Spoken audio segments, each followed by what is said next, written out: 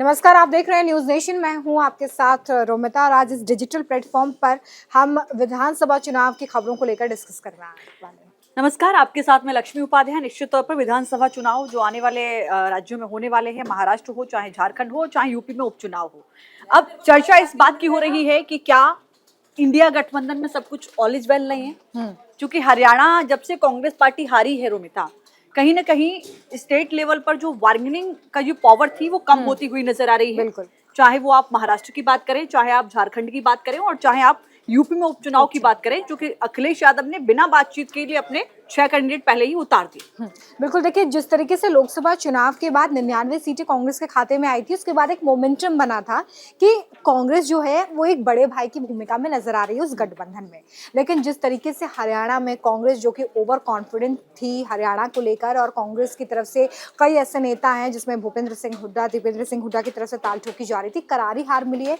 जिसके बाद अब इंडिया गठबंधन दूसरे जो राज्यों में होने वाले विधानसभा चुनाव है उसमें कांग्रेस की भूमिका को लेकर काफी सस्पेंस बनाए हुए हैं या उसको लेकर काफी कॉन्फिडेंट नहीं है। अब इसका जो जीता जागता उदाहरण है वो हमें देखने के लिए मिला है झारखंड में, और इसके अलावा कांग्रेस का जो एक आला कमान की तरफ से जो लगातार मैसेज आ रहा है महाराष्ट्र को लेकर, उसमें भी कहीं ना कहीं खिटपिट जो है वो नजर आ रही है। इसके अलावा जो आज खबर आई है उसमें ये भी है कि शायद बाहर से ही समर्थन यूपी के उपचुनाव में कांग्रेस समाजवादी पार्टी को देगी, वो खुद अपने कैंडिडेट्स नहीं उतारेगी। अब बड़ा सवाल यही बना हुआ है कि क्या कांग्रेस जो अब तक इंडिया गठबंधन में एक मुख्य भूमिका में रही है उसकी पकड़ अब कमजोर हो गई, और अगर देखिए यहाँ पर साथ में नहीं आते हैं लक्ष्मी, तो इंडिया ब्लॉक को भी एक बड़ा झटका लगेगा और इसका मैसेज एक गलत तौर पर जाएगा। निश्चित तौर पर ठीक कहा आपने, एक मैसेज गलत तौर पर जाएगा, लेकिन क्या वो मैसेज न जाए इसकी कोशिश हर पार्टी की रहेगी। और चूंकि आप देखिए, चाहे आप झारखंड की बात करें तो वहां पर आरजेडी अड़ी हुई है, जेएमएम और कांग्रेस से डील नहीं हो पा रही है, क्योंकि आरजेडी कम से कम 12 से 13 सीटें, सीपीआई की तरफ से भी नाराजगी, हाँ वहां भी नाराजगी है। और ये भी कहा गया है कि जिन सीटों पर हम पिछली बार सेकंड नंबर पर थे, अगर हम सिंगल लड़ते हैं तो हम उन सीटों पर अपने कैंडिडेट जरूर उतारेंगे। हालांकि अगर सहमति बन जाती है, जो कि जेएमएम की तरफ से जो सीटें ऑफर की जा रही हैं आरजेडी को, तो वहां पर आरजेडी की सहमति नहीं नजर आ रही है। आरजेडी अपने आप को वहां पर निश्चित तौर पर, बिहार में एक बड़ी लार्जेस्ट पार्टी है, तो झारखंड में भी खुद को उसी तरीके से प्रेजेंट करने की कोशिश कर रही है। मुख्य विपक्षी दल है आरजेडी, जो है इससे पहले मुख्य विपक्षी दल के तौर पर दिखी थी। हालांकि बाद में समीकरण जो है वो बिहार के बदलते चले गए, लेकिन अगर आप आरजेडी के नंबर को देखेंगे तो एक अच्छा खासा वोट बैंक आरजेडी का है निश्चित तौर पर। अब देखिए, अब सवाल ये है कि आखिर अगर ऐसा होता है तो क्या मैसेज जाएगा। सवाल ये कि हरियाणा चुनाव से पहले कांग्रेस पार्टी निश्चित तौर पर लोकसभा चुनाव में आपको एक अच्छा खासा वोट मिला, 99 सीटों के साथ आप बड़ी लार्जेस्ट पार्टी रहे, और उसके बाद आपकी जो कह सकते हैं डिमांड थी सीटों की, या आप बड़े भाई की भूमिका, जैसा कि रोमिता ने कहा, निश्चित तौर पर। लेकिन हरियाणा हारने के बाद अब जो क्षेत्रीय पार्टियां, आप देखिए शरद पवार की पार्टी की ओर से क्या कहा जाता है कि कांग्रेस जहां भी अकेले लड़ती है अच्छा प्रदर्शन नहीं कर पाती है। तो ये इस तरीके के बयान बता रहे हैं कि आपको कंप्रोमाइज करना पड़ेगा, खासकर चाहे वो जो है वो शिंदे गुट की पार्टी जो अलग हो गई, उद्धव ठाकरे की पार्टी अब अलग है, शिंदे जो है वो, और इनकी अलग है। शिवसेना की आप बात कर रहे हैं, शिवसेना भी देखिए आपको कहीं ना कहीं कंप्रोमाइज की स्थिति में देख रही है, शरद पवार की पार्टी भी आपको कंप्रोमाइज की स्थिति में देख रही है। ऐसे में महाराष्ट्र अपने आप में कारण लक्ष्मी ये भी है कि लोकसभा चुनाव में एनसीपी और उद्धव ठाकरे की शिवसेना ने जिस तरीके से प्रदर्शन किया है, वो भी जाहिर तौर पे एक बड़ा एंगल यहाँ पे साबित हो रहा है। और ये बात उस वक्त से ही चल रही थी चर्चा में कि शायद कांग्रेस की भूमिका अब इस महाअघाड़ी में कहीं ना कहीं कमजोर होती हुई दिखेगी। बिल्कुल ठीक कहा। और वो इसलिए भी देखिए क्योंकि जब विधानसभा के चुनाव होते हैं तो निश्चित तौर पर वहां कांग्रेस की उतनी बड़ी प्रतिनिधित्व नहीं देखने को मिलता है, उतनी एक्सेप्टेंस लोगों में नहीं देखने को मिलती है जितनी क्षेत्रीय पार्टियों की दिखती है।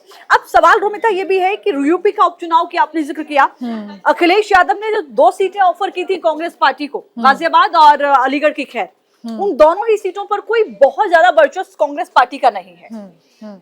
फूलपुर सीट जो है वो नेहरू और इंदिरा गांधी से लगातार जुड़ी रही है, तो उस पर अपना आप कह सकते हैं कि दबदबा कांग्रेस अभी भी मानकर चलती है और उसकी लगातार मांग भी की जा रही थी कि भाई इसको जो है अगर आप दे सकते हैं, लेकिन फूलपुर सीट पर पहले ही समाजवादी पार्टी की ओर से कैंडिडेट को उतार दिया गया है। तो ऐसे में क्या आपको ऐसा लगता है कि नहीं कांग्रेस ये फॉर्मूला भी आजमा सकती है कि ठीक है बहुत अच्छा प्रदर्शन तो आपका विधानसभा चुनाव में भी नहीं रहा था, लोकसभा में भी यूपी में आपका बहुत अच्छा नहीं रहा, तो ऐसे में क्या ये हो सकता है कि उपचुनाव में आप सीधे तौर पर समाजवादी को समर्थन दे दें, लेकिन महाराष्ट्र जब इलेक्शन होगा तो वहां आप समाजवादी पार्टी से कंप्रोमाइज के लिए कहेंगे कि यहाँ आप या तो मैं सभी सीटों पर समर्थन दीजिए, कुछ सीटों पर आप लड़िए, क्योंकि हमने वहां भी कंप्रोमाइज आपके साथ किया। देखिए इसके दो कारण जो मुख्यतः हैं जिसका आपने भी जिक्र किया। सबसे पहला लोकसभा चुनाव में पिछले लोकसभा चुनाव में 0 सीट जो है वो कांग्रेस के खाते में गई थी। इस बार 2 सीटें जो है वो कांग्रेस के खाते में गई लोकसभा चुनाव में यूपी से। लेकिन वहीं समाजवादी पार्टी की तरफ से एक अच्छा प्रदर्शन लोकसभा चुनाव में देखने के लिए मिले।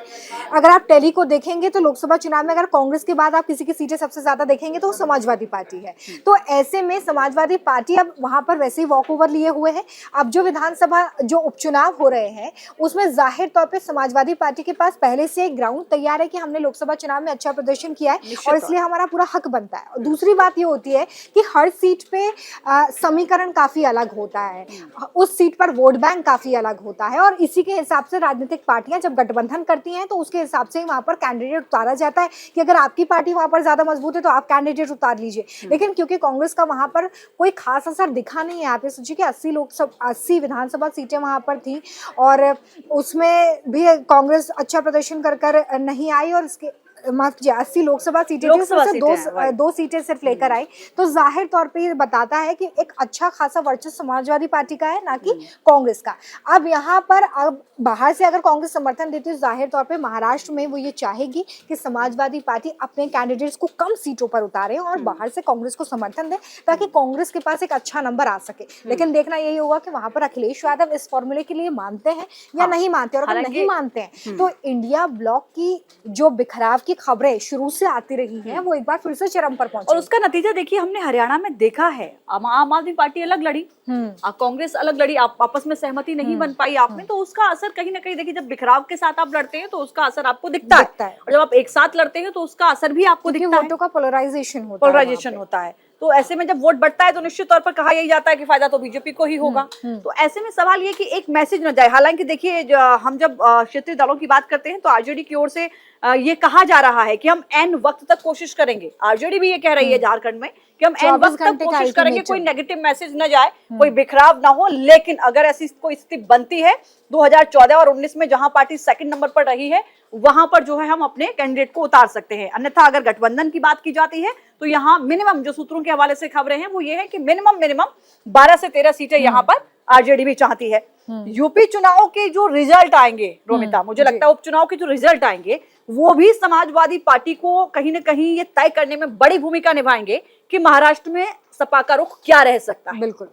और इसके बाद जो विधानसभा चुनाव होंगे उसमें भी सपा के पास एक वॉकओवर होगा कि जितनी सीटें उपचुनाव में आती हैं उसके बाद समाजवादी पार्टी क्या कांग्रेस के साथ चुनाव लड़ती है विधानसभा का या नहीं लड़ती है, ये भी महत्वपूर्ण होगा देखना। क्योंकि अगर आपको पिछले बार के विधानसभा चुनाव याद हो तो समाजवादी पार्टी की तरफ से बहुत अच्छा प्रदर्शन किया गया था। हालांकि बहुमत का आंकड़ा पार्टी नहीं छू पाई थी जिसकी वजह से सरकार नहीं बन पाई, लेकिन वहां पर अकेले चुनाव लड़ा था और बहुत अच्छा प्रदर्शन किया था। विधानसभा चुनाव तो हालांकि अभी दूर है, लेकिन जो आने वाले राज्यों में चुनाव हो रहे हैं उसमें इंडिया ब्लॉक की तरफ से क्या मैसेज दिया जाता है, क्या यहाँ से एक बड़ा बिखराव देखने के लिए मिलेगा या फिर एक साथ मिलकर चुनाव लड़ने में एक बार फिर से इंडिया ब्लॉक कामयाब होगा और बीजेपी को जिस नुकसान का दावा इंडिया ब्लॉक की तरफ से किया जाता है वो होता है, ये जरूर देखना होगा। क्योंकि दोनों, अगर आप महाराष्ट्र की बात करें तो काफी बड़ा राज्य है, झारखंड में भी अच्छी खासी पैठ जो है वो कांग्रेस की मानी जाती है। अगर जेएमएम के बाद अगर हम किसी की बात करें तो कांग्रेस वहां पर अच्छा खासा वोट बैंक अपना रखती है। अब देखना महत्वपूर्ण होगा कि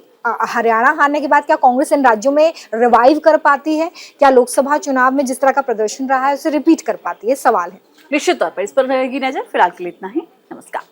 न्यूज नेशन अब व्हाट्सएप पर खबरों की ताजा अपडेट के लिए न्यूज नेशन के इस क्यूआर कोड को स्कैन करें।